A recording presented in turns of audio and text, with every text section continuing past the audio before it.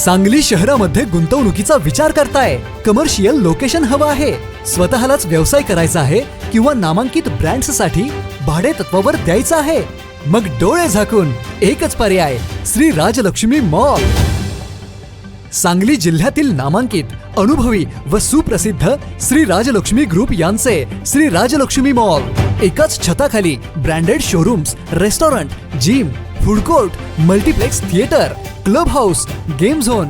नुसता मॉलच नाही तर लवकरच सांगलीमधील multi branded entertainment centre. Shri Rajlakshmi mall मध्ये आपली गुंतवणूक करा आणि मिळवा प्रचंड परतावा आणि प्रचंड फायदा. श्री राजलक्ष्मी ग्रुप आता पुण्यामध्ये देखील अनेक गुंतवणुकींचे पर्याय उपलब्ध.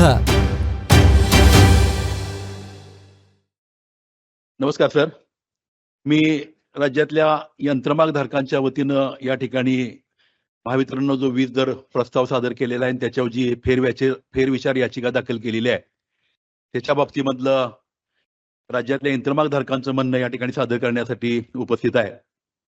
सर, सुरुवातीला या ठिकाणी मी नमूद करू इच्छितो की महावितरणनं जो सुरुवातीला प्रस्ताव दाखल केलेला होता त्या दाखल केलेल्या प्रस्तावावर माननीय आयोगानं 28 मार्चला जो आदेश दिला आणि आम्हा सगळ्यालाच आश्चर्य असं वाटतं की 2 एप्रिलला आपल्याच आदेशानं आयोगानं स्थगिती कशाच्या आधारे दिली.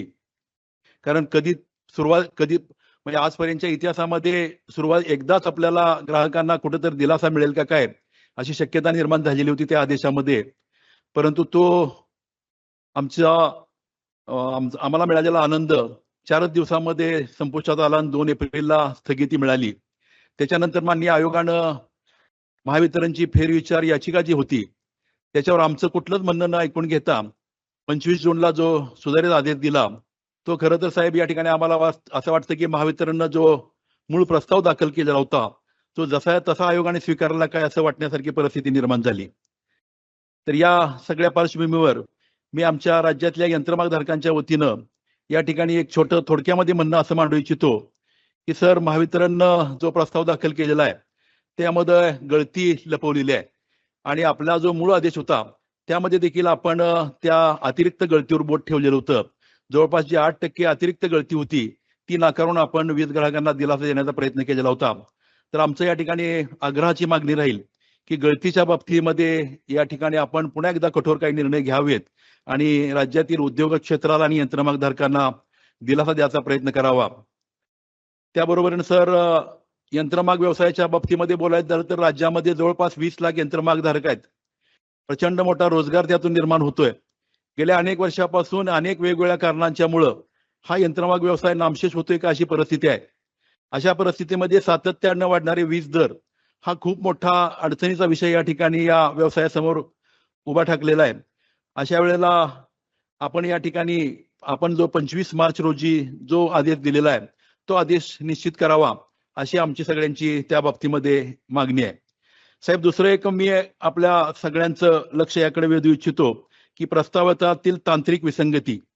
महावितरणमध्ये वीज खरेदी महावितरण रिएक्टिव्ह पॉवरच्या बाबतीमध्ये अतिरिक्त पैसे जे वसूल केले जातात त्यामध्ये जोपर्यंत खरेदीचा आधार बदलत नाही तोपर्यंत ग्राहकांकडून अशी वसुली करणे हे अन्यायकारक होईल असं या ठिकाणी मला नमूद करायचं आहे.